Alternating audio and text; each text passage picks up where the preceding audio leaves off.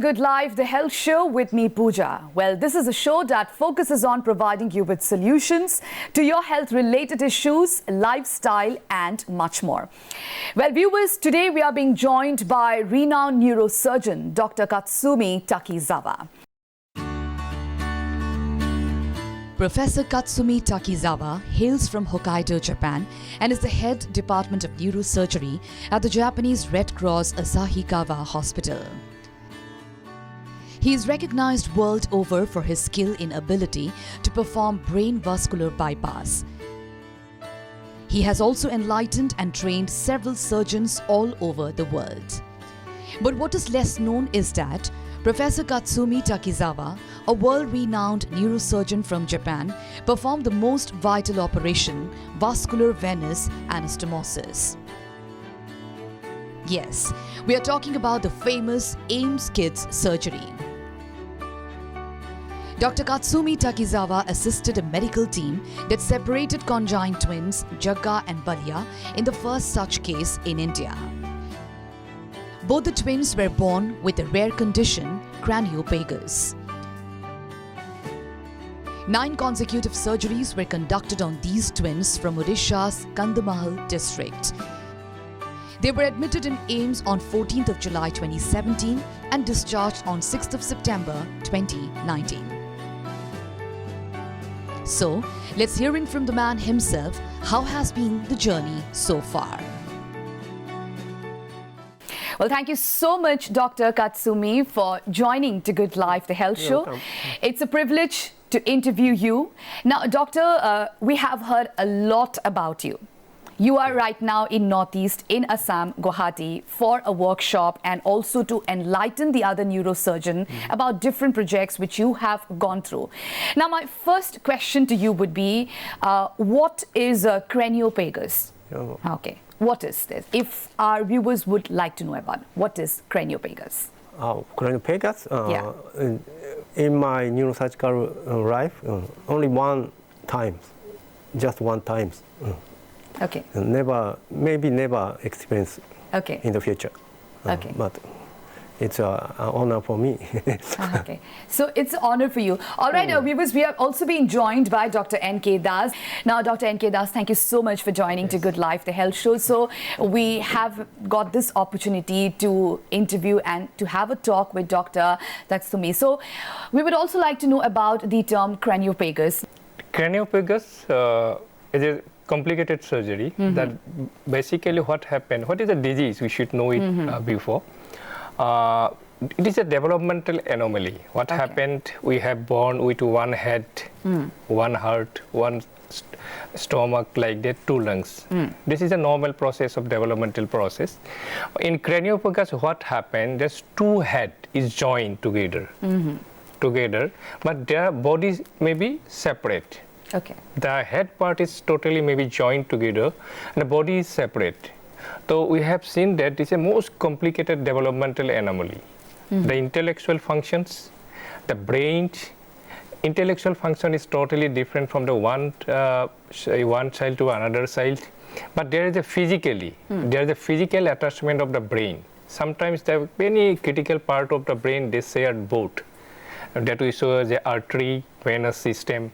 So basically they share the venous system and artery system of both the child. Okay. So when the child grow, but alimentary system is totally different. They feed separately, they walk separately, their body movement is separate, but their head is joined together. So that's why when you want to move the child from one place to one place, then both of you have to take care of it. Okay. Yeah. Now, coming to you, Dr. Katsumi. So, Yes. Doctor, you were acknowledged by 𝗚𝗓𝗡 Delhi. Yes, sure. So, you were a part of the team of doctors for that successful surgery, which was done on the conjoined twins way back in 2017. So, can you tell us about that experience? Can you share that experience with our viewers? Actually, I joined the craniopagus team in 𝗚𝗓𝗡, but my work is not so big. Okay. Just a little. But still, you were a part of the team. Yeah. So tell us about that. In 𝗚𝗓𝗡, has a big teams. Big team. Not neurosurgeon, but also neuroanesthesiologist, pediatrics, so many streams. So the treatment is very complicated. Okay. Well, after separated, both child still alive is most important. Very important. If usually separated, one child is alive, but another one dead. Okay. In the past. So they want to hope both child alive. So in that surgery, construction of the vascular system is important. Okay. Just construction of the bypass surgery, one of the part of the surgery. Okay. Not so big. Okay. So, doctor, when you met the babies, when you first met the babies, what were the condition of the babies? The age is 2 years. Both is fine. Okay. Because no neurological deficit. See, working together. Okay, sir. Okay, so you were the part of the team. It is actually a teamwork, and when things become successful, it gives you immense pleasure as well, isn't it? Now, we also heard that the operation or the surgery went for long hours. Yes. It went for long hours. So tell us about that as well. And we also heard that you were so engrossed with your surgery, you even didn't take a sip of water when you were doing the surgery. Tell us about that. It's a normal, usual pattern. In Japan, I continue the surgery without take a rest because keep concentration is important. Concentration is very important. Okay. So, doctor, when you were with the team of doctors in AIIMS Delhi for that surgery, so of course the parents had that hope of the child that something good result will come. So there is also a very what we say a major challenge for that surgery as well, and also back in the mind you have to think that the successful surgery goes well. So on that note, when you were there for the surgery, what were the challenges you faced on that particular surgery? What were the challenges? Because things in Japan and in India, it's a little bit different. So what were the challenges on that note? Be it technology part, be it equipment part? But I never seen the craniopagus twin in Japan in my neurosurgical life. Okay. But I make many vascular surgeries, reconstruction of the arteries, veins, so many cases. So in these cases, craniopagus team find out the vascular surgeon. Okay? So luckily, I have many colleagues, my friends in the world. The craniopagus team asked Nepal in neurosurgeon, also my friend. So he recommended me, Dr. Takizawa may success this surgery. So AIIMS team offered to me. I'm not sure I can perform. I'm no. But at least there was a confidence. Not confident. You were not confident. Okay. But you were nervous? Not, so, but maybe, perhaps I can do. So I take offer. Because I visited AIIMS many times, and I have another surgeries. Okay. Now, doctor, now what is microvascular anastomosis? What is the meaning of microvascular anastomosis? This technique is not a new one. Okay. Initially performed 1969. Professor 𝗟𝗓𝗓𝗄, legend of the neurosurgeon, started. So it is everyone can do, but practice too much. Okay. Not special techniques. Okay, no special technique. Every neurosurgeon can do. Okay. Now, Dr. NK, coming to you now, microvascular anastomosis. Now, he is here in Northeast. He's, of course, going to enlighten you surgeons about the topic or whatever the terms which will be, and it will be very helpful for the hospitals out here. Now, how do you think such surgeons, such renowned neurosurgeons are helpful for us, for the hospitals out here in Northeast, for the diseased to be cured? Basically, what happened, the microvascular surgery, as you asked, sir, microvascular surgery is a microscopic surgery. Okay. Because what we do, we join one artery to another artery. So most of the time, the artery is very small. The artery is very small actually, and the very needle is very small actually. You cannot see in the naked eye. So what is happened under the microscope at the huge magnification? You have to take this is a needle, and you have to anastomosis. This is one artery to another artery. And it takes a lot of times. Basically, it needs patience also. Because the neurosurgery, what we do, some neurosurgery we can perform in 1 hour, some neurosurgery we can perform in 2 hours. But microvascular surgery, it takes a long time. Okay. Okay. Suppose recently we have performed this disease, the 𝗓𝗏𝗧𝗔𝗦𝗧 disease. That is one of the disease which is called, there's an artery which is supplied the brain to the artery. The artery becomes stenosis. So we do a bypass surgery. There's a one artery in front of the ear. This is called the superficial temporal artery. That artery, we take it out and we connect to the brain, just like a cardiac bypass. We take another artery and we join together. But cardiac bypass is little bit, the artery is bigger. But microvascular surgery, basically the brain bypass surgery, is more difficult because artery is very small.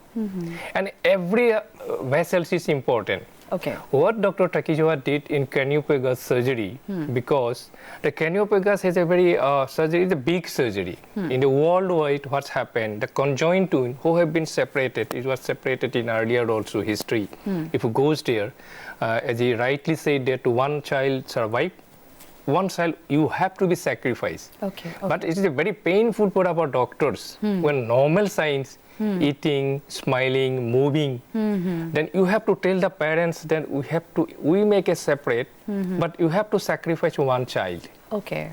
So that is very cumbersome procedure. It's very painful actually, emotionally. But when you see the child performing the normal duties, Right. and when you do the surgery, you have to give a message to the parents Right. that you have to sacrifice one child. One child. Yeah, so actually that's a painful thing, and actually that's a situation where you doctors also, we say that doctors never get emotional because they have to perform their duties. If they get emotional, then they won't be able to perform their duties or the surgeries successfully. But there are certain moments when you as doctors also... You have to say the truth actually. You have to say the truth, and the parents or the family members have to face the truth. So on that note, doctor, it's very important to tackle that situation. So it becomes a challenge. It becomes an emotional challenge for you doctors as well. So how do you handle those challenges, doctor? How do you handle, doctor? You give a smile, you give a therapy to the parents, or just say that you have to go with the flow, or what? Is it something? Basically, Yeah, please. For me? Yeah, please. Yeah. Actually, I don't think other things. Just perform the So focus on your job. job. Okay. That You give priority to that. This is very important because if you say that it's any type of brain tumor surgery, any type of surgery, not only brain tumor, even the surgery, general surgery also, there is always complication is there. Okay. So what we say that we should say about the complication of the about the surgery, about the disease to the relatives, and make them confident also, because this complication usually may occur only 5 to 10% only, but 90% there is a positivity rate. Okay. So that's why you can. Good sign. Yeah, that's a good sign. That way you can gain the confidence of the parents. But a craniopagus surgery, we have to say that there is a 50-50 chance.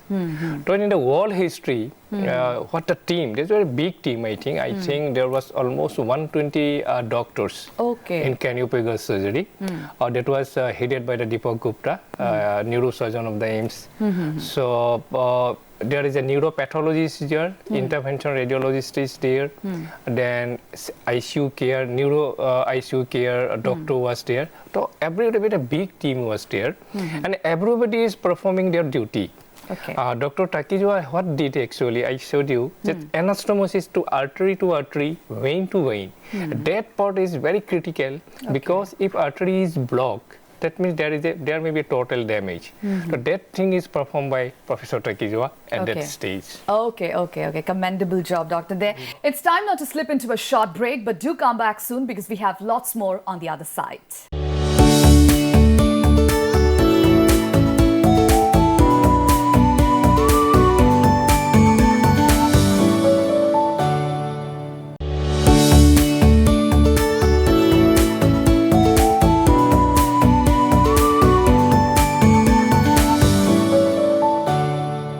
Welcome back, viewers. You're still watching Good Life, the health show with me, Pooja. Now, Doctor, you are here in Northeast. So, how you are planning to enlighten people here, enlighten the neurosurgeons through your workshops, so that because things are different in Japan and things are different in Northeast and India, if we talk about. Now, what do you have to tell about the technologies through your workshops, how you are going to conduct that, how you are going to enlighten our neurosurgeons out here? Well, I visited many countries, mainly Asian countries. Okay, actually in neurosurgery, technology is advanced. Okay, so changing the direct surgery to endovascular surgery.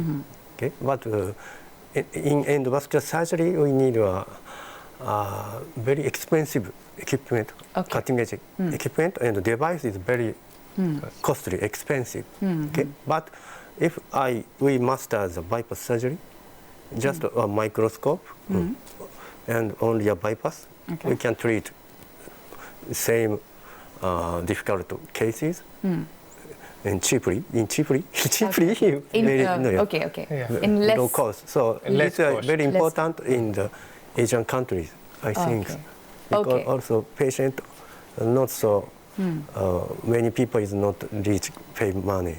Okay, but if can treat surgery, the cost is low and result is good. Maybe patient is happy. So in many patients, we help.